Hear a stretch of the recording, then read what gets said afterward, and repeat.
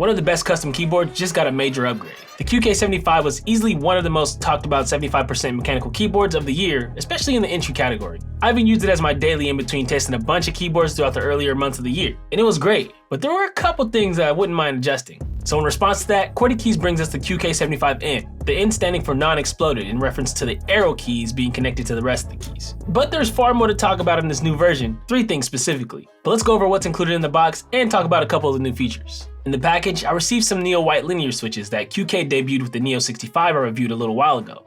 But this will be my first time actually trying them, so that's pretty exciting. There were some stabilizers included, some hardware and tools, the gaskets and the spare feet. When ordering the QK75N, you not only get a choice from 14 different keyboard colors, you also get to customize the type of plate and PCB you want. I chose FR4 and PC, as well as the non-flex cut tri-mode PCB, but there's a couple different options you can pick from. And the PCB is very beautiful, I really like the color.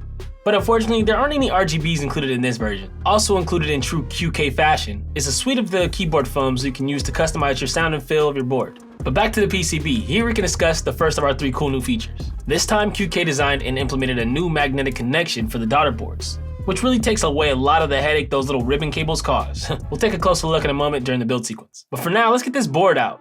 My QK75 is the coffee first light version. It's designed as an anodized warm silver case with brown for the brand new bottom weight unit. These are specific to the choice of keyboard color you choose and are not as customizable as the back weights of the previous QK75. But it does have the badges on the back which you can customize and choose from, which actually hide the 2.4G dongle. Now you may be noticing it already, but the other 2 new features are jumping right out at us. With the QK75N, you don't have to choose either a knob or a screen.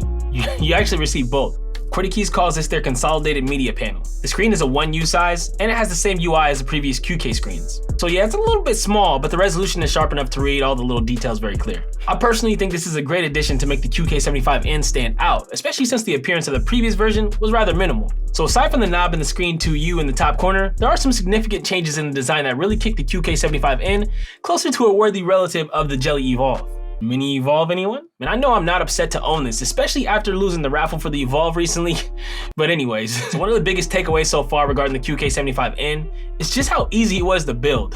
I only needed to unscrew 4 screws and put my stabs on the plate, switches, and I was pretty much good to go. The bezels on this board are pretty interesting. They all vary in size except for the 2 left and right sides. Taking a look at the board from all angles, I understand why. I love the wedge on the block from the last offering, and this takes it to the next level with some pleasurable angles and sharp corners along the side profile. On the inside, the magnetic connectors, man, they work like a charm, and I'm excited to see if they use these more in the future. Outerboard situation was always one of the most awkward parts of a build, just trying to get that cable in from like upside down, or forgetting it's plugged in and almost ripping the whole thing out, man, like, you get the point.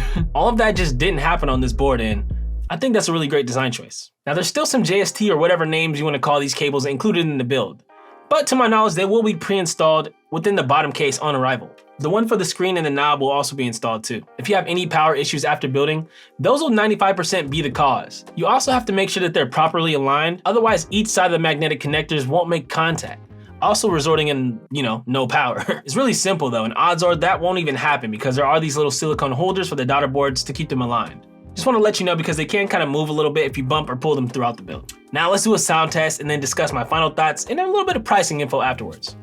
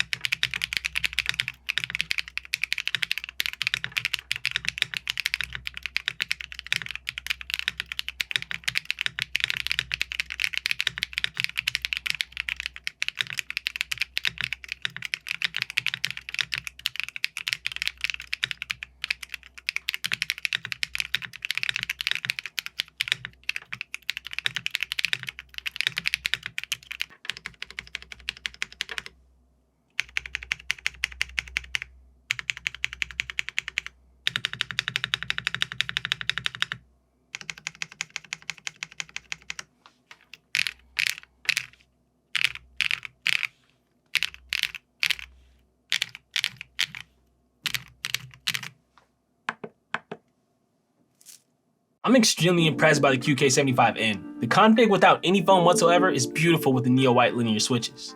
Let me know down in the comments what you think. Speaking of the neo white linear switch, I love the aesthetic and the performance of these linears. In terms of specs, we're looking at a PC top housing, nylon bottom housing, and an LY stem. They share a lot of similarities to popular switches like the Zaku, even in appearance a little bit, but the sound has a characteristic all of its own. In my build, it sounded pretty low pitched, giving like a long pull thok type of sound, and I enjoyed it a lot. The factory lube on them is pretty solid as well. In terms of keyboard sound, like the case sound is so much more full and balanced on the QK75N than in the original QK75. I didn't really have a personal issue with the original, but this is significantly better and maybe due to the fact that the QK75 had flex cuts which I ultimately had to choose to tape up. Speaking of hollowness, it's non-existent here, and the spacebar got some really nice life to it. All of the rolls sound very consistent. If we're talking about feel, the gaskets are back, and the flex is very noticeable, even without the PCB flex cuts. There are quite a few flex cuts on the plates though, so that'll likely improve the bounce a little bit alongside the gaskets, which I already kinda like. They remind me of white versions of the gaskets featured in the Neo 65, which were fire by the way. Nearly everything about the QK75 right now is right up my alley, and so if you're in the high-end 75%, this will get you most of the way there. And if this is potentially your first board, I envy the fuck out of you, bro. So it's pretty common knowledge out there right now, but the only thing that kinda catches me off guard each time is that the QK75s of this iteration, PCBs are not compatible with anything but QK config, which isn't really horrible though. It's actually one of the better driver programs out there if I'm honest. But that just means that you can't use VIA or VIAL or QMK, things like that, you know. If we want to talk about how it compares to the last QK75, it's not even a question. No wonder QWERTY Keys has no plan of bringing it back. And in comparison to the nearby competition like the Zoom 75, it's got it beat in a lot of ways in the design department. Sound? Like sound with no foam? Well, that's up for you to decide, but I think you know the answer. As of the release of this video, the QK75N group buy is live now and will be live from October 27th through the 9th of November. That's a pretty short period, so do not sleep on this because there is no word of the next 75% in this series, man. And no shade for real, bro, but do not let me catch you with a Keychron Q1 or something in Q4 of 2023. The pricing for the QK75N is starting at $180 and it can go up to about $200 with one plate and one PCB included. That range will differ depending on which configuration you choose. And of course, you can also add on whatever extras you see fit, but you can check out all the details on what's in the package down in the link in the description below. After that, you just have to factor in a little bit of shipping, which will max out at about $30 to the continental US, where I'm located. So let me know what you think down in the comments below, and subscribe for all the latest and greatest in mechanical keyboards, man. Thanks for watching, and I'll catch you on the next one. Peace.